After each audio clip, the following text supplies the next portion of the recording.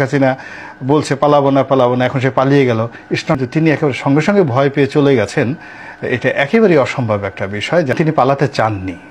তিনি এরকম চরিত্রের মানুষ, জনগণ তাকে ওই গণভবনে পিটিয়ে তাকে মেরে ফেলবে, তারপর তিনি সেখান থেকে যেতেন না।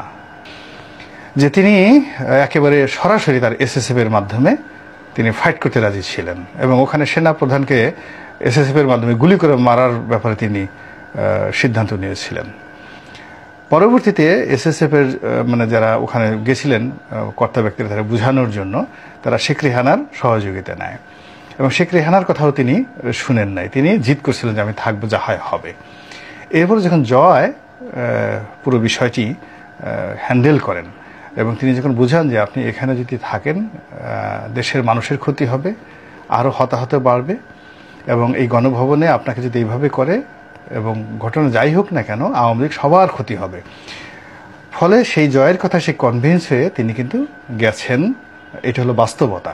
হতাশাগ্রস্ত ছিলাম, বিক্ষুব্ধ ছিলাম, সেন্টিমেন্টাল ছিলাম। তো বোকা মানুষরা করে কি, একটা কথা বলে ওইটার উপরে স্থির থাকে, কিন্তু পরবর্তীতে অবস্থার দৃষ্টিতে তিনি সিদ্ধান্ত পরিবর্তন করেছেন। এই যে 4-5বার কথাবার্তা বলেছেন, ইট মিনস যে সময়ের প্রয়োজনে, রাজনীতির প্রয়োজনে তিনি নেগোশিয়েট করতে রাজি, সিদ্ধান্ত পরিবর্তন করতে রাজি। এটা রাজনীতির জন্য খুবই উপকারী।